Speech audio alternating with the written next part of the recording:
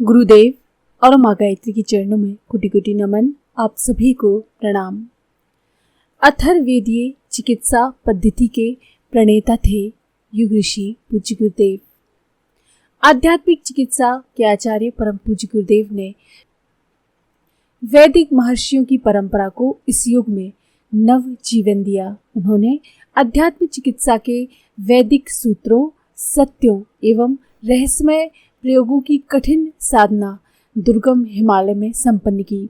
उनके द्वारा दिए गए संकेतों के अनुसार ये जटिल साधना स्वयं वैदिक युग के महर्षियों के सानिध्य में संपन्न हुई। वामदेव, कहोड़, अथर्वण एवं अंगिरस आदि ये महर्षि अभी भी अपने अप्रत्यक्ष शरीर से देवात्मा हिमालय में निवास करते हैं। परम गुरु स्वामी सर्वेश्वरानंद जी ने पूज्य गुरुदेव को उनसे मिलवाया था। उन सब ने गुरुदेव की पात्रता, पवित्रता व प्रामाणिकता परख कर उन्हें अध्यात्म चिकित्सा के सभी रहस्यों से अवगत कराया।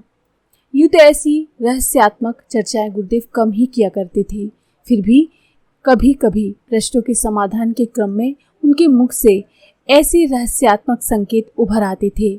ऐसे ही क्रम में एक दिन उन्होंने कहा था कि अध्यात्म चिकित्सा की बातें बहुत लोग करते हैं, लेकिन इसका मर्म बहुत गिने चुने लोग ही जानते हैं। आध्यात्मिक चिकित्सा दरअसल वेद विद्या है। वैसे तो इसका प्रारंभ ऋग्वेद से ही हो जाता है। यजु और साम में भी इसके प्रयोग मिलते हैं, लेकिन इसका समग्र व संवर्धित रूप अथर्ववेद में मिलता है। इस अथर्वण विद्या को सही व सम्यक ढंग से जानने पर ही अध्यात्म चिकित्सा के सभी रहस्य जाने जा सकते हैं। ये बताने के बाद उन्होंने धीमे स्वर में कहा कि मैंने स्वयं महर्षि अथर्वण एवं महर्षि अंगिरस से इन रहस्यों का ज्ञान प्राप्त किया। शब्द व्युत्पत्ति के आधार पर अथर्वा शब्द का अर्थ अचंचलता की स्थिति है। थर्व का मतलब गति है और गति का अर्थ चंचलता है। शारीरिक, मानसिक, बौद्धिक आदि सभी प्रकार की चंचलता को अथर्व विद्या की अध्यात्म चिकित्सा से नियंत्रित करके साधक संपूर्ण स्वस्थ व स्थित प्रज्ञ बन जाता है। परम पूज्य गुरुदेव के मुख से हमने एक और बात सुनी। वो कहते थे कि वैदिक वांग्मय में अथर्ववेद के ब्रह्मवेद, वैशज्य वेद आदि कई नाम मिलते हैं। इन्हीं में से एक नाम अथर्वांगिरस भी है। इसका सत्य ये है कि अथर्वा और अंगिरस ये दोनों अलग अलग ऋषि थे। इन्होंने ही सर्वप्रथम अग्नि को प्रकट करके यज्ञ चिकित्सा का आविष्कार किया था। अथर्ववेद में अथर्वा ऋषि के द्वारा दृष्ट ऋचाएं अध्यात्म परक, सुखकारक, अभ्युदय प्रदान करने वाली और श्रेय प्रेय देने वाली हैं, और अंगिरस ऋषि द्वारा दृष्ट ऋषाएं अभिचार परक, शत्रु संहारणी, कृत्या दूषण, शाप निवारणी, मारण, मोहन, वशीकरण आदि प्रधान हैं। सार तथ्य ये है कि अथर्वण मंत्र सृजनात्मक है और अंगिरस मंत्र संहारात्मक है। अथर्ववेद में अथर्वण और अंगिरस दो प्रकार की चिकित्सा विधियां होने के कारण अथर्ववेद को अथर्वांगिरस कहा जाता है। शरीर में प्रवाहित होने वाले रस में जब विकार उत्पन्न हो जाते हैं, तब अनेकों तरह की विकृतियां व व्याधियां पनपने लगती हैं। मनुष्य के मन, मस्तिष्क व हृदय रोगी हो जाते हैं।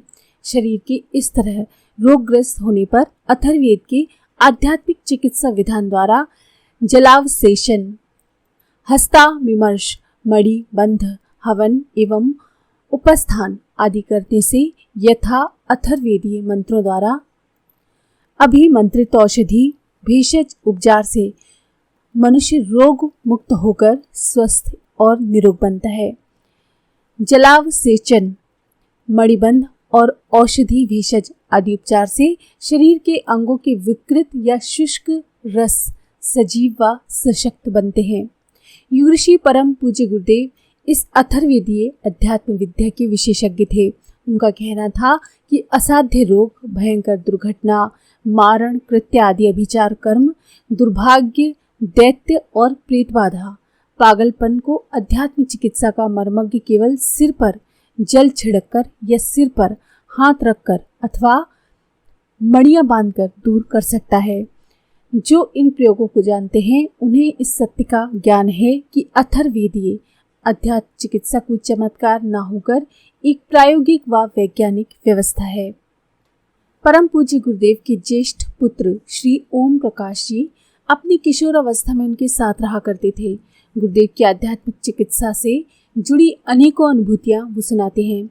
उन्हें अभी भी हैरानी होती है कि कैसे एक ही पत्ती, जड़ अथवा किसी छोटी सी आटे की बनी गोली से वे असाध्य रोगों को ठीक कर दिया करते थे। श्री ओम प्रकाश जी बताते हैं कि चिकित्सा के नाम पर हम उन दिनों आयुर्वेद जानते थे। गुरुदेव के एक ज्येष्ठ भ्राता श्री वैद्य थे। उनके द्वारा दी जाने वाली दवाओं का स्वरूप, प्रकार व उनकी विविधता अलग ढंग की होती थी, पर गुरुदेव का तो सब कुछ ही अद्भुत था। यहाँ तो वो सामान्य सी पत्ती द्वारा मरणासन्न को जीवन दान देते थे। श्री ओम प्रकाश जी का कहना है कि उनके प्रयोगों में एक विचित्रता और भी थी, और वो ये थी कि जरूरी नहीं कि रोगी उनके समीप ही हो, उनके हजारों किलोमीटर दूर होने से भी उनकी चिकित्सा में कोई कमी नहीं आती थी। एक सामान्य से धागे को उनके पास भेजकर वो उसे भला चंगा बना देते थे। वे कहते हैं कि उन दिनों तो मैं अनजान था, पर आज लगता है कि सचमुच ही ये अथर्ववेदीय आध्यात्मिक चिकित्सा थी। शांति कुंज में तप की अवधि में परम पूज्य गुरुदेव अपने विश्व कल्याण संबंधी उच्च स्तरीय प्रयोगों में संलग्न हो गए थे, और उनकी चिकित्सा का स्वरूप संकल्पीय प्रयोगों व इच्छा शक्ति तक ही सिमट गया था। रोगी अभी भी ठीक होते थे, उनकी संख्या भी पहले से अनेकों गुना बढ़ गई थी, किंतु अब प्रयोग प्रक्रियाएं बदली हुई थी। अब इन अनेकों के लिए उनका संकल्प ही पर्याप्त था। जीवन के अंतिम दिनों में उनकी दृष्टि भविष्य की ओर थी। सन 1989 में जाड़ों में जब वो अपने कमरे के बगल वाले पलंग पर बैठे हुए थे, उन्होंने पास बैठे हुए अपनी शिष्य से पूछा, क्यों जी, मेरे जाने के बाद तुम लोग आने वालों का किस तरह से कल्याण करोगे? उत्तर में सन्नाटा छा गया और कोई कुछ न बोला। तब वो स्वयं बोले, देखो, देह छोड़ने के बाद भी मेरी चेतना हमेशा ही शांति कुंज परिसर में व्याप्त रहेगी। भविष्य में जो लोग यहाँ आएंगे उनसे कहना कि गुरुदेव ने केवल शरीर छोड़ा है, वे कहीं पर नहीं गए, यहाँ पर हैं। उनका तप प्राण यहाँ के कण कण में व्याप्त है। तुम लोग इसे अपने मन प्राण में अनुभव करो, और जितने समय यहाँ रहो ये सोचो कि अपने रोम रोम में, प्रत्येक श्वास में गुरुदेव के तप प्राण को धारण कर रहे हो। इससे उनकी सभी तरह की चिकित्सा हो जाएगी। गुरुदेव के द्वारा कहा हुआ ये सच आज भी प्रमाणित हो रहा है।